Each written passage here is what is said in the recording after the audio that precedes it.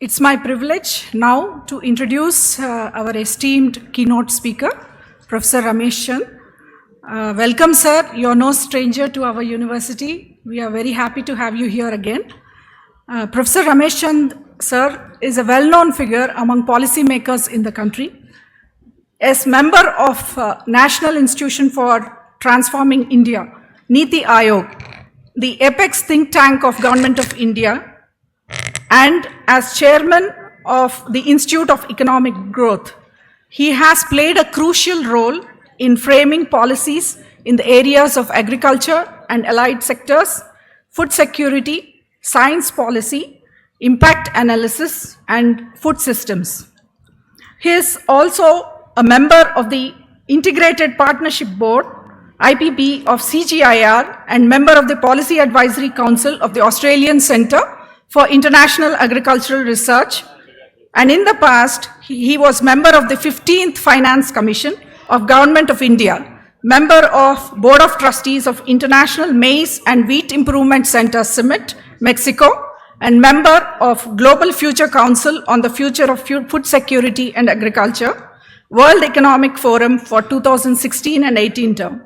A proud alumni of Indian Agricultural Research Institute, IIRI, New Delhi, India.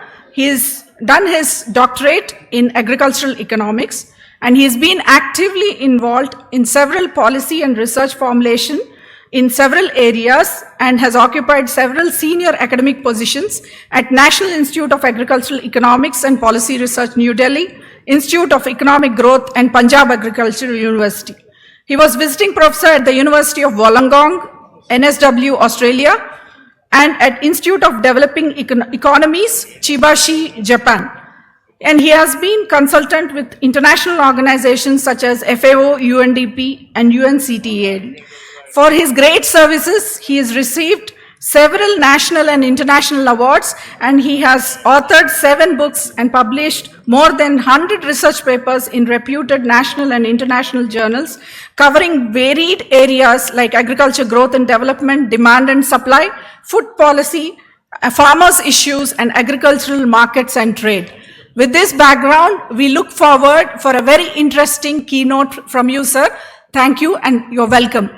Honorable Agriculture Minister, State of Telangana, Shri Tumulla Nageshwar Rao ji, who is also chairperson of inaugural function, former chief ministers, former ministers, advisors, chairpersons related to farmer and agriculture, former vice chancellors, I think, who are responsible, who deserve credit for all the glorious achievement of this university. My long-time friend and colleague, Dr. Aldas Janaiya, Vice Chancellor of this reputed university, directors of ICR institutes, Dr. Srinivas Rao, Dr. Tara, faculty members, alumni, students, farmers, guests, administrators. I understand that collector administration and senior state officers are also participating in these functions. First of all, I congratulate these universities and all the stakeholders associated with this university for a journey of 60 years and for the glorious achievements which cumulatively, I think, being celebrated in the Diamond Jubilee function today. I feel that the best thing which state government has done on the Diamond Jubilee celebration of this university to my mind is appointment of a vice chancellor who fit very well in the present circumstances of agriculture universities. I understand that occasion like Diamond Jubilee, we should be doing 2 things. One is that we should rejoice, we should celebrate our achievements, and we should take pride in those achievements. Secondly, I feel this is also the occasion to reflect on what were our strengths which led to our achievements, what were the areas of our weaknesses, what were the areas where we could do better. Secondly, achievement of past are no guarantee for doing well in future. So I think this is a challenge for Dr. Janaiya, that whatever this university has achieved till today, that credit belongs to the other side, the former vice chancellors and faculty of this university. And what will be achieved in future, I think that big challenge has come on Dr. Janaiya, that after 4 years, 5 years, when we will see what this university has achieved, so his imprint should be visible there. And I am confident of his strength, that he will do even better than what has been the performance of this university in the past.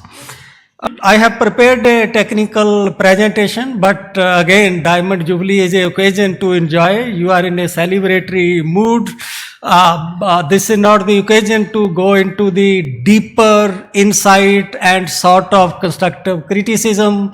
I look for some other opportunity when I can again come, when we can objectively discuss such achievement, contribution of these universities in achievement in agriculture by state of Telangana, and how we should navigate in the future. Because if we look at the past, really achievements are great.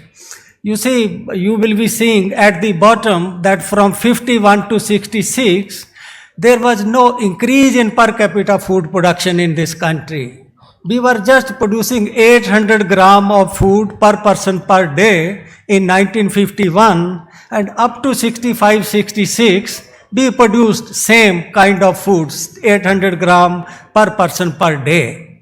But creation of agriculture universities in 60s, it happened around mid 60s, like this university in 64, you just find that it changed the trend. The per capita food production started rising, which means we were able to increase food at a higher growth rate compared to what was the growth rate in the population.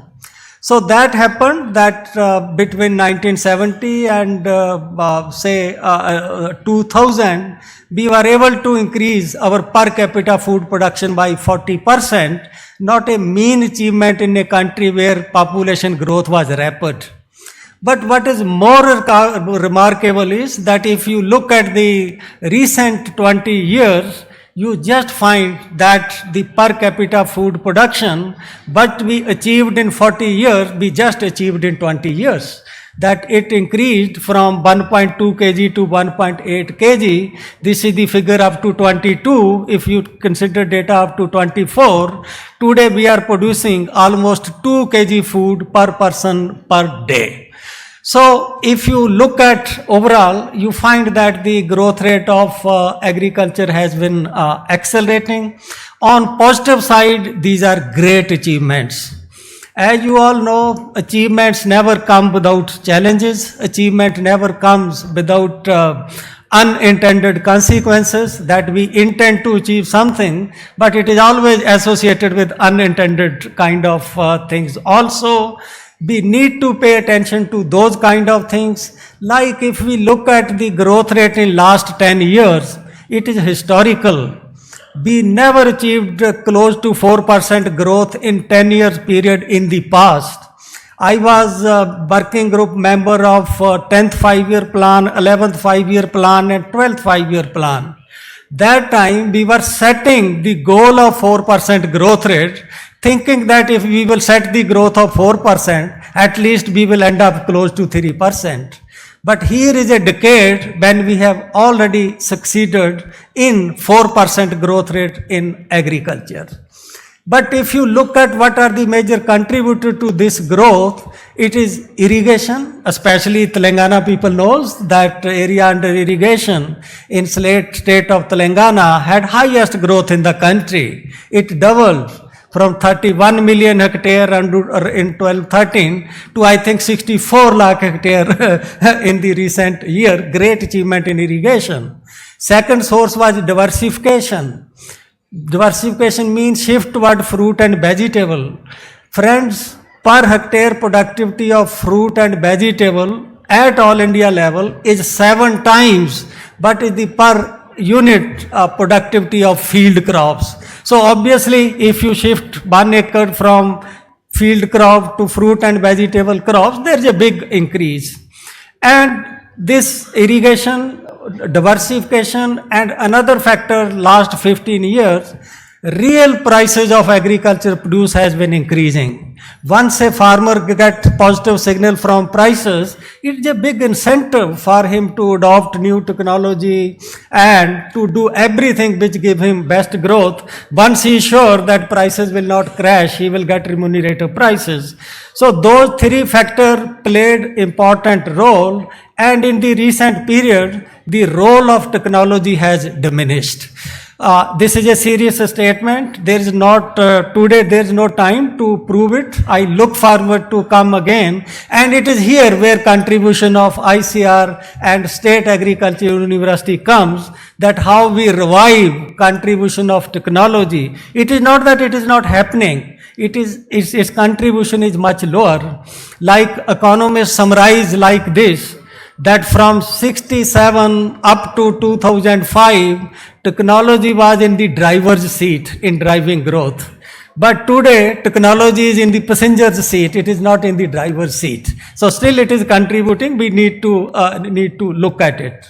Then also this growth brought challenge of sustainability, water decline, water depletion happening everywhere, air pollution, greenhouse gas emission, which is aggravating climate change. So those are the kind of things which we need to take into consideration.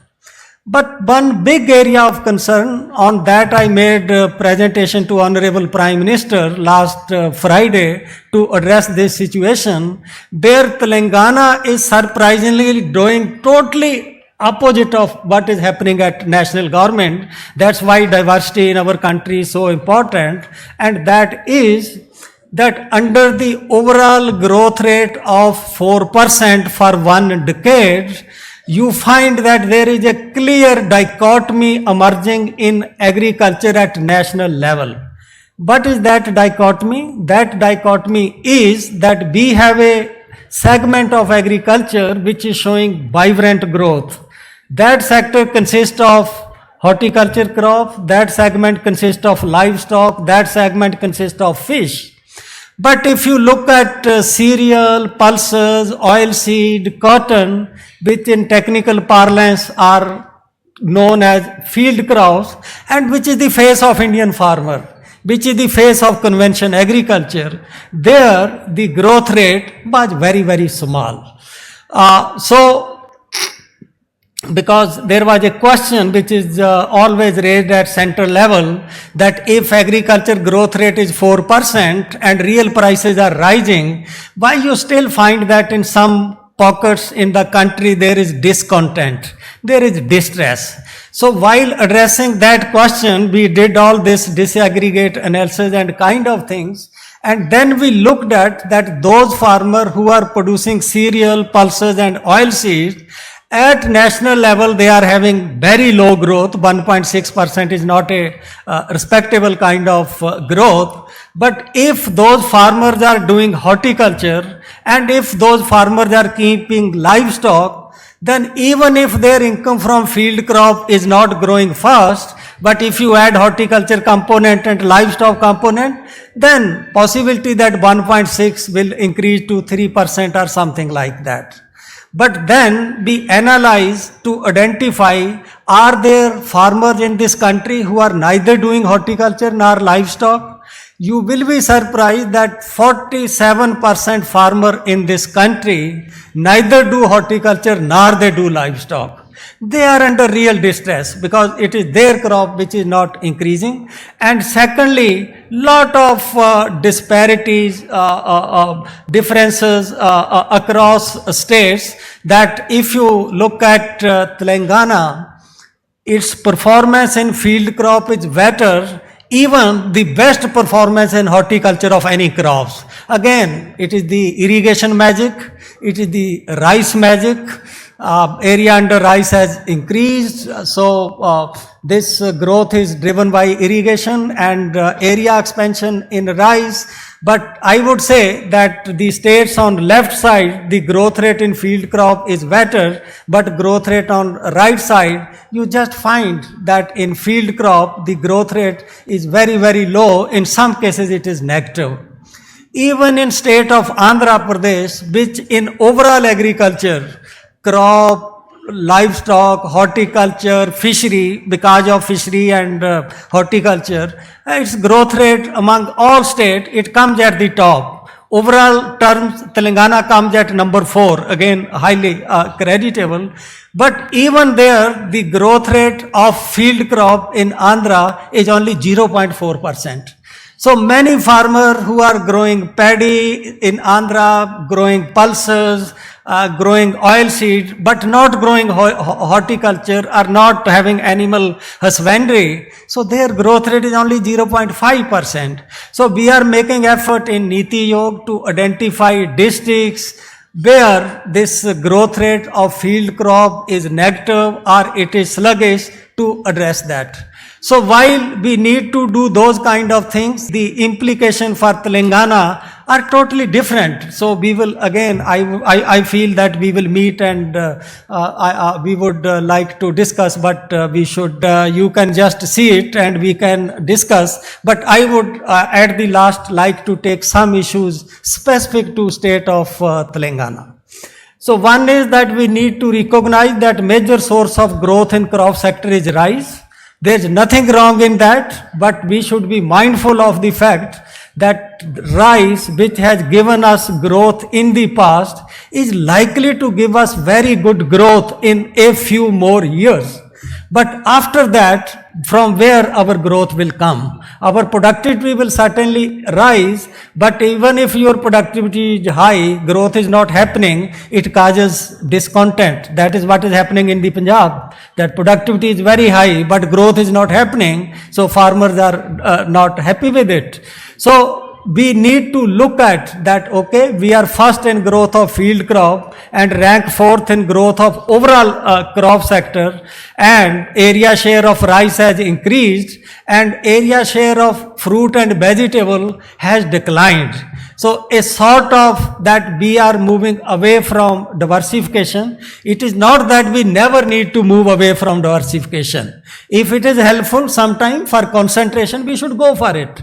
But we should be able to know what is the potential of this concentration. And after we exhaust it, what kind of resources we have to use it. So I think we then need to look at that fruit and vegetable. We should not forget, because its productivity, even with high productivity of rice, fruit and vegetable have much higher productivity. So I need to do deeper analysis of this, but apparently from looking at the facts from the surface, it looks like that Telangana must start diversifying toward fruit and vegetables.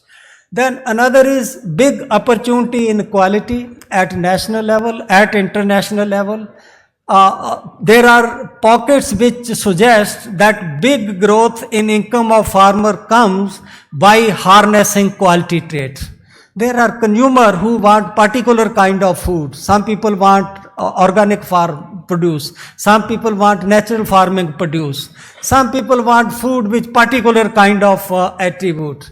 So anywhere, if you are able to sell your product, that my product is safe, it doesn't have a residue of chemical, you can have much higher price. I used to give example that I buy Amul milk, which is at 60 rupee a kg, but my neighbor buy Country Delight milk at 100 rupee a kg. It is same milk, but they are able to say that our milk doesn't contain certain things which are considered important for consumer. So quality is other kind of I think on which you can avail. The other biggest challenge which is faced by all universities is in terms of placement of its graduates. We all know that employment situation in banks, employment situation in state extension department are becoming smaller and smaller, shrinking if not totally dying. So we need to look at that what kind of curriculum change we need to bring, what kind of skill we need to impart to our graduates so that they have demand. Our graduate of agriculture, can they be like medical doctor? Can they be like veterinary doctor? That they can start their own practice. So we should not be training them only to become agriculture extension officer. We should see to it how they can become manager of the farms. In state of Telangana and Andhra Pradesh, more than 40% of land is not cultivated by those who are land owners. That this is an old figure, recent may be much higher. So if there are landowners who are not willing to cultivate their own land, but in the scope for becoming a farm manager to have that land and do cultivation, but in the scope for becoming entrepreneur. And another is that in my view, in future, you will find big entry of private sector even in production agriculture. It is already happening in many states. And there is a clear pattern that those states where private sector is entering into production agriculture also, you find the growth rates are much better than other places. So how we can train our agriculture graduates that they are taken by the private sector? I think this is another area to which this university will pay attention. Well, friend, at the end, I feel grateful to this university to invite me to this occasion and to make me part of this celebration. I really feel overwhelmed, and I feel a great future to this university. I would say which is much better than even its glorious past. Thank you.